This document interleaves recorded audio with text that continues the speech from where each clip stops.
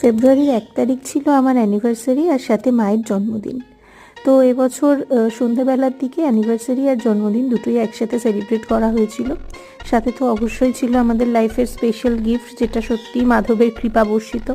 তো তাকে কোলে নিয়েই এবছরে প্রথম অ্যানিভার্সারি সেলিব্রেট করলাম তার সাথে। আর শুধু তাই নয়, মাও তাকে কোলে নিয়েই তার এবারের জন্মদিনটা সেলিব্রেট করেছিল। ভীষণ খুশি ছিলাম সকলে। তো এর পরপরই দেখতে দেখতে চলে এলো ছষষ্ঠীর পুজো।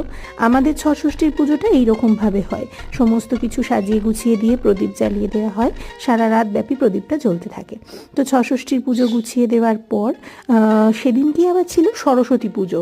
তো সরস্বতী পুজো এবছর আমাদের বাড়ি হয়নি, আনন্দ অসুচ হলেও তো বাগদেবীর আরাধনা ওইভাবে করা যায় না, তো পুরনো মাকেই পুজো দেওয়া হয়েছিল এবছর।